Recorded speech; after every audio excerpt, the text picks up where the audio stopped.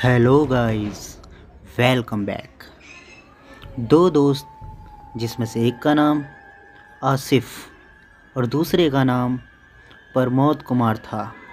दोनों बहुत ही ज़्यादा जिगरी दोस्त थे और उन दोनों के विचार भी काफ़ी ज़्यादा मिलते जुलते थे। वो दोनों बहुत ही अच्छे फ़ोटोग्राफ़र थे। दोनों को ही घूमना फिरना भी बहुत ही ज़्यादा पसंद था। फिर एक दिन वो दोनों एक बहुत ही बड़े जंगल में फ़ोटोग्राफी करने के लिए चले गए। वो दिन भर जंगल के अंदर अजीब अजीब चीज़ों की फ़ोटो खींच रहे थे। देखते ही देखते शाम हो गई, लेकिन प्रमोद का वहाँ से जाने का बिल्कुल भी मन नहीं था और उसने आसिफ से कहा कि क्यों ना हम आज रात यहीं रुक जाएं और देखते हैं रात में इस जंगल के अंदर क्या क्या होता है। फिर आसिफ ने कहा कि तुमने बिल्कुल वही बात कही है जो मैं चाहता था, और मैं चाहता हूँ कि रात में एक वीडियो कैमरा हम लगाकर छोड़ देते हैं और फिर सवेरे देखेंगे कि इस कैमरे में क्या क्या चीज़ें कैप्चर हुई हैं। वो दोनों इसी काम में लग गए और उन्होंने दो कैमरे अलग अलग डायरेक्शन में लगा दिए।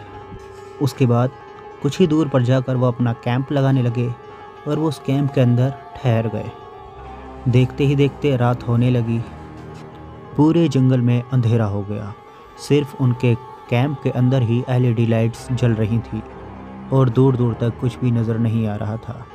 अचानक ही उनके कैंप में एक बड़ा सा सांप आ गया। फिर उन दोनों ने मिलकर उस सांप को मार डाला और उसको निकाल के बाहर फेंक दिया। अचानक ही पेड़ों के ऊपर हलचल बहुत ज़्यादा तेज हो गई। वो दोनों जब ऊपर की तरफ देखने लगे तो उन्हें सैकड़ों बंदर दिखाई दिए, जिनकी वजह से प्रमोद ने कहा कि अब यहाँ ठहरना ठीक नहीं है क्योंकि यहाँ बंदरों की तादाद बहुत ज़्यादा होती जा रही है। उन दोनों ने अपना कैंप वहाँ से उठाया और वो जंगल के रास्ते ही अंदर सीधे सीधे चलने लगे। और आसिफ कहने लगा कि भूल मत जाना हमने कैमरे कहाँ छोड़े हैं। फिर प्रमोद ने अचानक ही आसिफ से कहा, शांत रहो, क्या तुम्हें कुछ सुनाई दिया? आसिफ ने कहा, नहीं, मुझे तो कुछ भी सुनाई नहीं दिया। प्रमोद आसिफ को वहीं घनी झाड़ियों में लेकर बैठ गया। कहने लगा, बिल्कुल हिलना मत, यहीं बैठे रहो, शायद मुझे ऐसा लगता है यहाँ आसपास कोई बड़ा जानवर है। वो दोनों लगभग 5 से 10 मिनट वहीं बैठे रहे। फिर आसिफ खड़े होकर कहने लगा, अरे यार खड़ा हो जा, यहाँ नियर बाई तो मुझे कुछ भी नज़र नहीं आ रहा। अगर कोई होगा भी तो इतने अंधेरे में हमें थोड़ी देख पाएगा। लेकिन प्रमोद ने उसका हाथ पकड़ के फिर से नीचे खींच लिया और उससे कहा कि फ़िलहाल तुम यहीं बैठे रहो, जब मैं कहूँगा तब यहाँ से हम निकलेंगे। फिर आसिफ ने कहा, जैसी तेरी मर्जी, और वो वहीं बैठ गया। फिर अचानक ही उनके सामने 2 भेड़िए आकर खड़े हो गए, लेकिन उन दोनों ने उन्हें देखा नहीं था क्योंकि वो झाड़ियों के बीच में छुपे हुए थे। फिर देखते ही देखते वहाँ 15-16 भेड़िए आकर चारों तरफ इर्द गिर्द में घूमने लगे और वो कुछ सूंघ रहे थे। इतने भेड़ियों को देखकर वो दोनों ही बहुत ज़्यादा डर गए। फिर कुछ देर तक वो भेड़िए वहीं घूमते रहे। उसके बाद वो जिस तरफ से आए थे उसी तरफ सभी चिल्लाते हुए भागते हुए चले गए। फिर प्रमोद ने कहा कि देखा, मैंने कहा था ना, यहाँ कुछ ना कुछ तो गड़बड़ है, हमें जितनी जल्दी हो सके इस जगह को छोड़ना होगा। रात काफ़ी ज़्यादा हो गई है, यहाँ सभी जंगली जानवर हैं और ये हमें मार के खा भी सकते हैं और हम 2 मिलकर इनका कुछ भी नहीं बिगाड़ सकते। फिर उन दोनों ने एक छोटे छोटे चाकू अपने हाथ में ले लिए जिनको वो साथ में लेकर आए थे। फिर आसिफ ने कहा, इस तरफ का रास्ता मुझे बिल्कुल साफ़ लग रहा है, हम इधर से ही भाग चलते हैं। प्रमोद ने कहा, हम भाग कर नहीं जाएंगे, हम धीरे धीरे चलकर जाएंगे। वो दोनों झाड़ियों में छुपते छुपते काफ़ी अंदर जंगल में निकल गए। उनको रास्ते में काफ़ी जंगली जानवर दिखाई दिए, जिनसे वो छुपते छुपाते एक ऐसी जगह पर पहुंच गए जहां उन्हें एक टूटा फूटा सा घर दिखाई दे रहा था और उस घर के अंदर एक चिराग जल रहा था। आसिफ को जैसे ही वो घर नज़र आया उसने प्रमोद से कहा, हमें कुछ भी करके यहाँ से उस घर तक जाना होगा।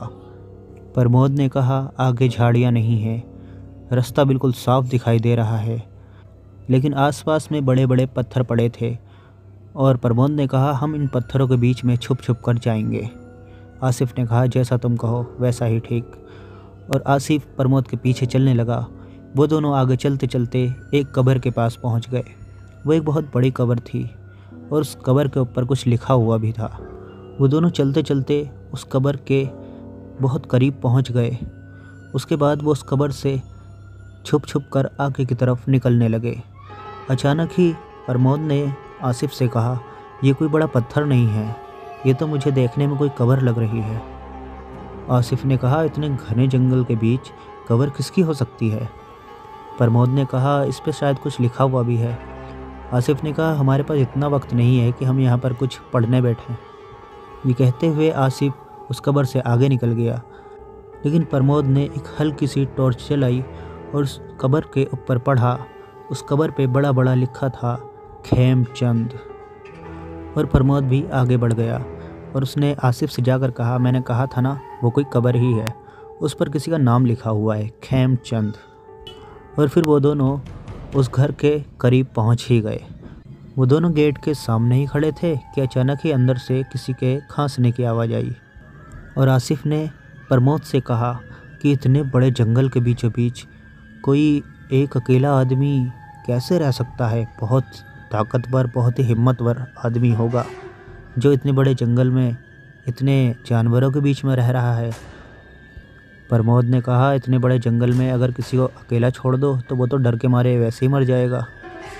फिर प्रमोद ने आसिफ से कहा, तुम ऐसा करो, कुंडी खटखटाओ, हम अंदर चलते हैं। आसिफ ने कहा, नहीं, हम ऐसा करते हैं, इसके सामने भूत बन करके जाते हैं। प्रमोद ने कहा, वो कैसे? आसिफ ने कहा कि देखते हैं ये कितना बड़ा दिलेर आदमी है जो कि भूत देखकर भी नहीं डरेगा, और अगर ज़्यादा डर गया तो हम इसे बता देंगे कि हम भी इंसान हैं और यहाँ पर घूमने आए थे। फिर प्रमोद ने कहा कि ये ठीक रहेगा। फिर आसिफ ने उस घर का दरवाज़ा खटखटाया। अंदर से आवाज़ आई, कौन? आसिफ ने कुछ भी जवाब नहीं दिया और उसने 2-3 बार फिर से दरवाज़ा खटखटाया। अचानक ही किसी ने आके दरवाज़ा खोल दिया, लेकिन दरवाजे पर कोई भी नहीं था। आसिफ दरवाजे के बिल्कुल सामने खड़ा था। कुछ देर में उसे अंदर से एक आदमी दूर से झांकते हुए नज़र आया। आसिफ समझ गया ये वैसे भी डर ही रहा है। आसिफ ने कहा, 30 साल से भटक रहा हूँ, मुझे मुक्ति चाहिए। और वो घर के अंदर हिलता डुलता चला गया जैसे कि कोई भूत चल रहा हो।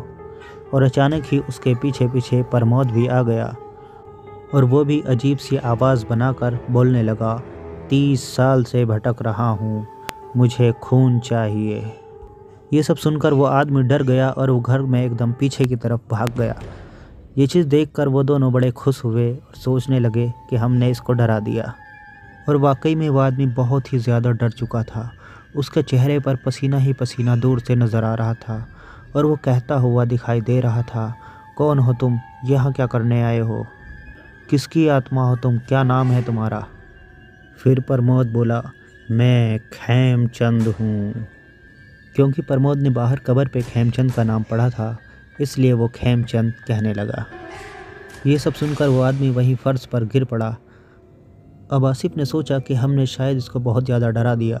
वो उसके पास गया और उसने कहा कि मेरा नाम आसिफ है और इसका नाम प्रमोद, हम दोनों यहाँ घूमने आए थे। हमने तुम्हें यहाँ अकेला देखा तो हमने सोचा कि क्यों ना तुम्हारे साथ थोड़ा सा मजाक किया जाए। ये सिर्फ एक छोटा सा मजाक ही था, ये सब उसने बताया और वो आदमी उठ के खड़ा हो गया। फिर उन दोनों ने उस आदमी से पूछा, क्या हम आज की रात यहाँ रुक सकते हैं? क्योंकि हमने जंगल के अंदर कैमरे लगाए हैं और वहाँ जंगली जानवर बहुत ज़्यादा हैं, इसलिए हम बाहर नहीं रुक सकते। तो उस आदमी ने कहा कि बिल्कुल आप यहाँ रुक सकते हो और मैं तुम्हारे लिए कुछ खाने के लिए ला देता हूँ। तो कहने लगे कि हमारे पास खाने के लिए सब कुछ है और वैसे भी इस जंगल में तुम खाने के लिए क्या लाओगे? उस आदमी ने कहा, मेरे पास एक बकरी थी, मैंने आज ही वो बकरी अपने खाने के लिए काटी है, मैं उसमें से ही थोड़ा सा गोश्त तुम्हारे लिए ला देता हूँ। वो दोनों मना करने लगे, लेकिन वो बिल्कुल नहीं माना और वो उनके लिए 2 प्लेटों में अलग अलग बकरी का गोश्त लेकर आ गया। फिर उन दोनों ने जब थोड़ा थोड़ा खाया तो उन्हें बहुत ही अच्छा लगा और वो दोनों सारा गोश्त खा गए। उसके बाद वो आदमी उन दोनों के लिए पानी लेकर आया। उन दोनों ने पानी पिया और वहीं लेट गए। लेटने के लिए कोई पलंग नहीं था, फर्श पर ही एक गंदी सी चादर बिछी हुई थी जिस पर वो दोनों लेट गए। फिर वो आदमी वहाँ पर खड़ा ही था कि आसिफ उससे कहने लगा कि आप बहुत अच्छे इंसान हो, आपने हमें खाना भी खिलाया, पानी भी पिलाया और हमने यहाँ पर आकर आपको परेशान भी करा, आपको नकली भूत बनकर डराया भी, लेकिन फिर भी आप हमारी बातों का ज़रा भी बुरा नहीं माने। फिर उस आदमी ने कहा, कोई बात नहीं, तुम यहाँ सो सकते हो, तुम आराम करो और सुबह होते ही यहाँ से निकल जाना। ये कहते हुए वो आदमी वहाँ से चला गया। फिर वो दोनों भी वहाँ पर आराम से लेट गए। दोनों को हल्की हल्की नींद आ गई। अचानक ही दरवाज़े को बहुत तेज़ से झटका लगा। ऐसा लगा जैसे कि किसी ने दरवाज़े को पकड़ के बहुत तेज़ी से हिला दिया हो। वो दोनों ही चौंक गए और उठकर बैठ गए। दोनों उस आदमी को आवाज़ लगाने लगे कि अंकल जी आप कहाँ हो। अचानक ही फिर वो आदमी अंदर से निकल कर आया और उसने उन दोनों से कहा कि क्या हुआ। उन दोनों ने बताया कि दरवाजे में बहुत तेज़ धक्का लगा। तो उसने कहा कोई जंगली जानवर होगा। फिर उन दोनों ने कहा कोई ऐसा धक्का तो नहीं लगा कि कोई जंगली जानवर हो, ऐसा लगा जैसे कि किसी ने पूरा दरवाज़ा पकड़ के ज़ोरों से हिला दिया हो। वो आदमी हंसने लगा और कहने लगा ये तुम दोनों का वहम होगा, तुम दोनों अभी मुझे डरा रहे थे, अब खुद ही डरने लगे। ये कहते हुए वो हंसने लगा। फिर उन दोनों ने कहा कि हम दोनों आपके घर आए, आपका खाना खाया, लेकिन अभी तक आपने अपना नाम तक नहीं बताया। उस आदमी ने कहा कि लोग मुझे खेमू कहते थे और तुम दोनों भी मुझे खेमू कह सकते हो। और ये कहते हुए अपने कमरे में वो आदमी जाने लगा, कहने लगा मुझे ज़ोरों से नींद लगी है और मैं सोने जा रहा हूँ। वो दोनों वहीं लेट गए और फिर से दोनों सोने लगे। फिर कुछ देर में आसिफ की आंख खुली और उसने अपने बराबर में हाथ मारा तो उसने पाया कि प्रमोद वहाँ नहीं है। वो चौंक के उठ के बैठ गया और वो अपने आइट साइड में देखने लगा, प्रमोद वहाँ नहीं था। उसने देखा कि दरवाज़े के बिल्कुल किनारे प्रमोद लेटा हुआ है। उसने प्रमोद को जगाया और उससे कहा कि अरे यहाँ क्यों लेटा हुआ है। प्रमोद ने कहा मैं तो यहाँ आया ही नहीं, हो सकता है नींद में करवट लेते हुए मैं यहाँ पहुँच गया हूँ, लेकिन इतनी दूर करवट लेकर मैं पहुँच नहीं सकता। फिर वो दोनों अपनी जगह पर जाकर फिर से लेट गए और फिर हल्की सी उनको नींद लगी ही थी कि अचानक ही बहुत ज़ोरों से हवा की आवाज़ आने लगी और बहुत सारे बर्तन गिरने की आवाज़ आने लगी। ये देखकर वो दोनों चौंक कर उठ बैठे और जिस कमरे में खेमू जाकर सोया था उस कमरे में वो दोनों चले गए। वहाँ उन्होंने जाकर देखा तो बिल्कुल अंधेरा था, वहाँ कोई चिराग भी नहीं जल रहा था। वो बाहर से चिराग उठाकर अंदर ले गए। वहाँ उन्होंने जाकर देखा कि बहुत सारे बर्तन फैले पड़े थे, एक टूटा फूटा पलंग पड़ा हुआ था और वहाँ पर खेमू कहीं भी नहीं था। और देखने में साफ पता चल रहा था कि जैसे कि यहाँ बहुत ज़ोरों से हवा चली हो और हवा में ये सारी चीज़ें उड़कर इधर उधर गिरी हुई पड़ी हैं। अब आसिफ ज़ोर ज़ोर से चिल्लाने लगा और कहने लगा खेमू जी आप कहाँ हो, खेमू जी आप कहाँ हो। प्रमोद कहने लगा कि शायद इसके आगे पीछे भी कोई और कमरा हो और खेमू जी वहाँ चले गए हों, लेकिन उन्होंने देखा कि वहाँ कोई दरवाज़ा भी नहीं था जिस दरवाज़े से कोई बाहर जा सकता हो। उन्होंने पूरा घर छान मारा लेकिन उन्हें खेमू कहीं भी नज़र नहीं आया। फिर आसिफ कहने लगा ऐसा कैसे हो सकता है, दरवाज़ा भी बंद है, यहाँ से कोई बाहर भी नहीं गया क्योंकि कुंडी अंदर से लगी है, तो खेमू जी कहाँ जा सकते हैं। वो दोनों ये देखते हुए बाहर आए तो जिस जगह वो लेटे हुए थे उसी चादर के ऊपर एक तस्वीर उल्टी पड़ी थी। आसिफ ने आकर वो बड़ी सी तस्वीर सीधी करी तो उसमें देखा कि एक जवान से लड़के की फ़ोटो थी और उसके नीचे खेमचंद लिखा हुआ था। प्रमोद ने गौर से उस तस्वीर को देखा और कहा कि जो अंकल अभी साथ में थे ये तो सेम उन्हीं की तस्वीर है। और आसिफ ने कहा कि अरे हाँ ये तो उन्हीं की तस्वीर है और नीचे नाम खेमचंद लिखा है। प्रमोद ने कहा खेमचंद, ये नाम तो मैंने बाहर कब्र पे पढ़ा था। वो दोनों ये बातें कर ही रहे थे कि अचानक ही बहुत ज़ोरों से किसी के हंसने की आवाज़ आने लगी और एक बहुत ज़ोरों का हवा का झोंका आया जिसमें वो दोनों इधर के उधर होकर के गिर पड़े। वो अचानक ही दोनों उठे और जाकर दरवाज़े को ज़ोरों से अंदर की तरफ खींचने लगे। वो कुंडी खोलने की बहुत कोशिश कर रहे थे लेकिन वो दरवाज़ा किसी भी तरीके से नहीं खुल रहा था। अब वो दोनों समझ चुके थे कि यहाँ पर कुछ तो गड़बड़ है, हम किसी गलत जगह फंस गए हैं और वो दोनों डर के मारे कांपने लगे। दोनों पसीना पसीना हो गए और एक दूसरे से चिपट करके बैठ गए और वहीं बैठे बैठे थोड़ी थोड़ी देर पर वो दरवाज़े में लात मारते कि किसी तरीके से ये दरवाज़ा खुल जाए। अब अंदर वो तस्वीर भी सीधी पड़ी थी जिसको देख देख कर उन दोनों को बहुत ज़्यादा डर लग रहा था और वो सोच रहे थे कि हम किसके साथ थे अभी तक और हमने क्या खाया है। फिर अचानक ही अंदर के कमरे से एक दिया जलने की रोशनी आई और खेमचंद अंदर से बाहर दिया लेकर के आया और वो जलता हुआ दिया उन दोनों के ठीक सामने उस तस्वीर के पास रख करके बगैर कुछ बोले चुपचाप उसी कमरे में चला गया। और फिर अंदर कमरे से एक छोटी सी बकरी निकल के आई और वो उस दिए के पास आकर बैठ गई और वो उन दोनों को देखने लगी। अब ये सब देखने के बाद तो वो बहुत ही ज़्यादा डर गए, उनका दिमाग बिल्कुल काम करना बंद कर चुका था और वो दोनों ये सब कुछ देख ही रहे थे कि अचानक ही एक तेज़ हवा का झोंका आया और सब कुछ उनके सामने से गायब हो गया। ना तो उस जगह वो तस्वीर थी, ना ही चिराग और ना ही बकरी, वो सब कुछ गायब हो चुका था। वो दोनों एक दूसरे को बहुत ज़ोरों से पकड़ के बैठे हुए थे। अब वो दोनों इतना ज़्यादा कांप रहे थे कि उन दोनों की बिल्कुल भी इतनी हिम्मत नहीं थी कि वो दरवाज़े पर एक पैर भी मार सकें और उन्हें वहीं बैठे बैठे 2 से 3 घंटे हो गए। कुछ ही देर में सवेरा हो गया और सूरज की किरणें वहाँ पड़ने लगीं। जब अंधेरा छटा तो उन दोनों की जान में जान आई और वो दोनों सब कुछ देख पा रहे थे। उन्होंने देखा कि 2 प्याली में वहाँ पर खून पड़ा हुआ था और दोनों प्याली टूटी हुई पड़ी थी। वो दोनों प्याली वही थी जिसमें उन दोनों ने पानी पिया था और उन्होंने जब उस प्लेटों को देखा तो उसमें कच्चा गोश्त था और बहुत सारा खून उसमें से बह रहा था। ये सब कुछ देखकर उन्होंने जब दरवाज़े को हाथ लगाया तो दरवाज़ा भी खुल गया।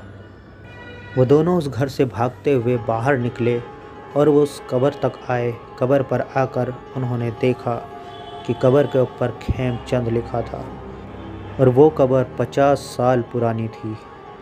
ये सब कुछ देखकर उन दोनों के कदम बिल्कुल भी उस जंगल में नहीं रुके। वो दोनों उस जंगल से भागते हुए बाहर आ गए और जंगल से बाहर निकलने के बाद एक सड़क किनारे दोनों ही बेहोश हो गए।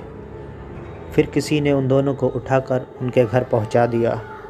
दोनों को होश तो बहुत जल्दी ही आ गया, लेकिन आसिफ बिल्कुल ठीक था और प्रमोद अपना दिमागी संतुलन खो बैठा था।